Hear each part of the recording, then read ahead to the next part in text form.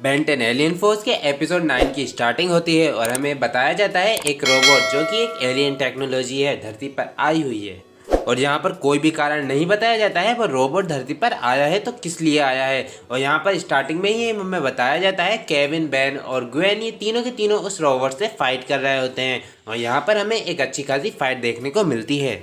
और इस फाइट में एलियन टेक्नोलॉजी बहुत भारी पड़ जाती है इन तीनों के लिए। इसी फाइट के दौरान ग्वेन उस एलियन टेक्नोलॉजी का हाथ काट देती है क्योंकि उस हाथ में केविन को पकड़ा हुआ रहता है एलियन टेक्नोलॉजी जो कि एक रोबोट है।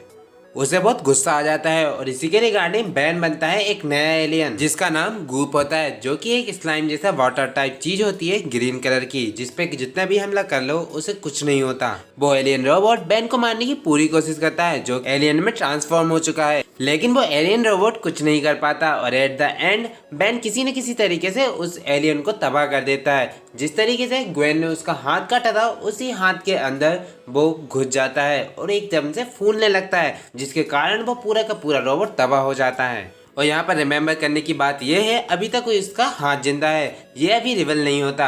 जैसा कि हम सभी को पता है केविन को नई नई एलियन टेक्नोलॉजी को इकट्ठा करने में बहुत इंटरेस्ट होता है और वो अलग अलग एलियन टेक्नोलॉजी ढूंढता रहता है। इसी कारण उसको वो हाथ मिलता है तो वो अपनी गाड़ी की डिग्गी में उस हाथ को रख लेता है। और यहाँ पर हमें बताया जाता है कि अभी वो हाथ जिंदा है और ये सभी लोग उस जगह से निकल जाते हैं। फिर यहाँ पर अगले ही सीन में ये सभी लोग मिस्टर स्मूथी के पास जाते हैं। जैसा कि हम सभी को पता है इन सभी को स्मूथी बहुत पसंद है और खासकर बैन को। और यहाँ पर केविन अपनी गाड़ी साफ कर रहा है और दूसरी तरफ बैन स्मूथी लेने गया हुआ है। लेकिन जब बैन अपनी स्मूथी लेकर आ रहा होता है उसी समय बैन की मुलाकात होती है जेटी और कैश से और इन दोनों की बातें चल रही होती है। केस जानबूझकर उसकी स्मूथी गिरा देता है जिसके कारण बैन के शर्ट पर वो स्मूथी गिर जाती है। अब बैन को गुस्सा तो आती है लेकिन वो समझदारी से उसे रिप्लाई देता है जिसे सुनकर केस को थोड़ा सा गुस्सा आता है। इसी कारण वो जल्दी जल्दी में बैन के शर्ट पर हाथ लगा देता है और खुद के हाथ गंदे देखकर वो अपने शर्ट पे हाथ लगा देता है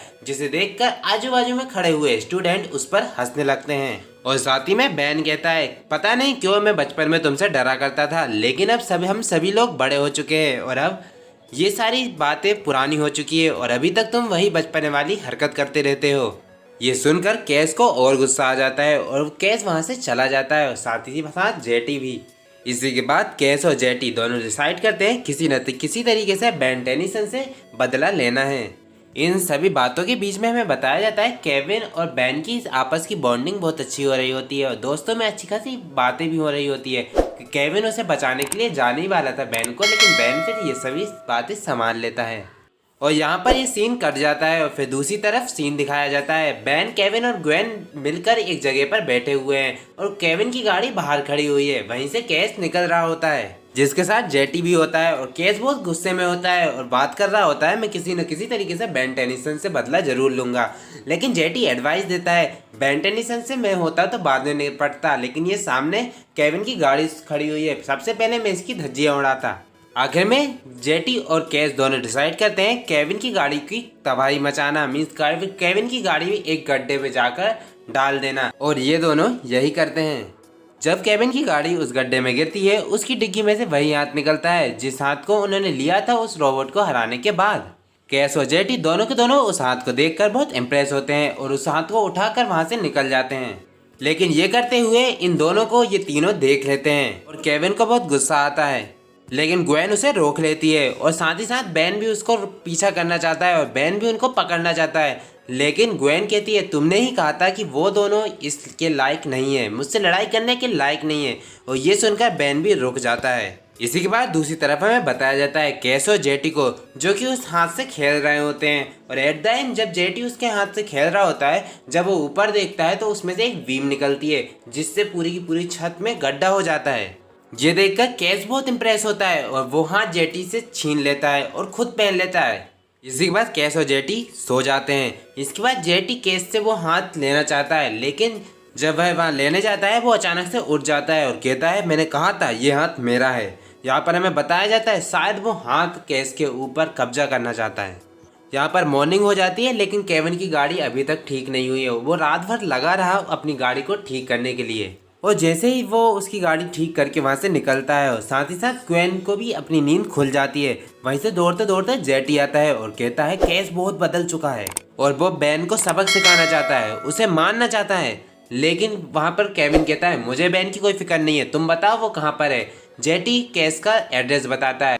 इसी के बाद केविन उस एड्रेस पर पहुँच जाता है और यहाँ पर ग्वेन और जेटी के बीच अच्छी खासी बातें होती हैं और वहीं दूसरी तरफ केविन उस जगह पर पहुंच चुका है। केविन वहां पर पहुंचकर देखता है कैस के पास एक नया हाथ है और ये हाथ वही होता है जो हाथ उस एलियन टेक्नोलॉजी को हराने के बाद मिला था। लेकिन वो हाथ धीरे धीरे इंक्रीज होते जा रहा है और पूरी बॉडी को कवर कर रहा है धीरे धीरे और केस को पर कब्जा कर रहा है। और केविन ने सोचा था वो अपनी पावर्स का यूज नहीं करेगा, लेकिन वो हाथ देखकर केविन को भी जोश आ जाता है और अपनी पावर्स का यूज करता है और यहाँ पर अच्छी खासी फाइट देखने को मिलती है। लेकिन केविन बिल्कुल भी केस के सामने नहीं टिक पाता क्योंकि उसके पास वो एलियन टेक्नोलॉजी लग चुकी है जो कि उस पर पूरा कब्जा कर रही है और यहाँ पर केविन हार जाता है। लेकिन थोड़ी यहाँ पे अच्छी लंबी फाइट चलती है उसके बाद और यहाँ पर केविन की हालत बहुत ख़राब है और बहुत बुरी तरीके से हारा है, इसलिए उसे अभी चलते तक नहीं बन रहा है। और यहाँ पर केस चाहता तो आराम से केविन को मार सकता था, लेकिन केविन से केस कहता है मैं चाहूँ तो तुम्हें आसानी से मार सकता हूँ, लेकिन मेरी कोई भी दुश्मनी तुमसे नहीं है, मेरी दुश्मनी बेन टेनिसन से है। बेन टेनिसन से कह देना 9 बजे इस स्पेसिफिक जगह पर आ जाना। कुछ समय बाद ग्वेन और बेन दोनों के दोनों उस जगह पर आ जाते हैं जिस जगह पर केविन जख्मी पड़ा हुआ होता है। और यहाँ पर केविन बताता है केस ने तुम्हें खुल्लम खुल्ला चुनौती दी है और तुम्हें मिस्टर स्मूदी के पास बुलाया है। हालांकि ये हालत मेरी केस ने करी है, इतनी बेकार भी नहीं है। जिस समय के लिए केस ने कहा था मिस्टर स्मूदी के पास आ जाना, वो समय 15 मिनट बाद ही होता है। इसी कारण केविन को छोड़कर इन्हें वहां पर जाना पड़ता है। जब ये सभी लोग मिस्टर स्मूदी के पास पहुंचते हैं तो ये देखते हैं केस को, जिस पर एलियन टेक्नोलॉजी ने 95% अप्रॉक्स कब्जा कर लिया है। और केस बेन को बुलाता है और चुनौती देता है मेरे सामने आकर मुझसे लड़ाई करो। बेन केस से लड़ना तो नहीं चाहता, पर क्या करा जाए, बेन किसी न किसी तरीके से उसे लड़ने के लिए राजी हो जाता है और बेन उसे रोकने के लिए ना कि हराने के लिए बनता है क्रोमोस्टोन। और यहाँ पर जेटी भी केस को समझाने की कोशिश करता है और कहता है कि तुम ये सब मत करो, लेकिन केस बिल्कुल भी किसी की नहीं सुनता और साथ ही में बेन भी समझाने की कोशिश करता है और केस बेन की भी नहीं सुनता। और इसके बाद यहाँ पर हमें अच्छी खासी फाइट देखने को मिलती है और यहाँ पर ज्यादा अच्छा पगड़ा केस का होता है और बेन की पूरी चटनी बन गई होती है।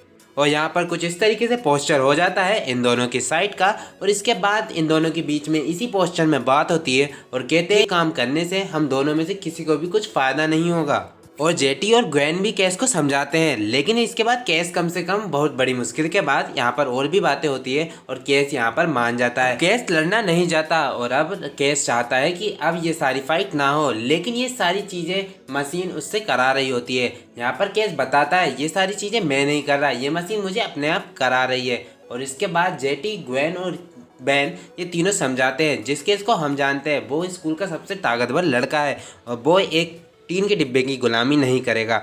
इसके बाद केस और भी कोशिश करता है और एट द एंड और मेंटली लड़ाई के बाद किसी तरीके से केस उस मशीन की चंगुल से बाहर निकल जाता है और जो कब्जा मशीन ने किया हुआ था उस कब्जे से बाहर निकल जाता है। इसी के बाद केस और जेटी दोनों के दोनों अपने घर चले जाते हैं और यहाँ पर बेन और ग्वेन यहाँ पर कंफ्यूजन में रहते हैं कि कोई चीज़ भूल तो नहीं रहे। यहाँ पर बातें की जाती हैं बहुत सारी और यहाँ पर ये लोग भूल जाते हैं केविन को लाना। और इसी के साथ आज के एपिसोड की एंडिंग हो जाती है। आई होप गाइस आज की एपिसोड आपको अच्छा लगा हो एक्सप्लेनेशन का। इसी तरीके के एक्सप्लेनेशन देखने के लिए और सुनने के लिए हमारे यूट्यूब चैनल को लाइक एंड सब्सक्राइब कर दीजिए, जिससे आपको इसी तरीके के एक्सप्लेनेशन मिलते रहें। तो मिलते हैं अगली वीडियो में।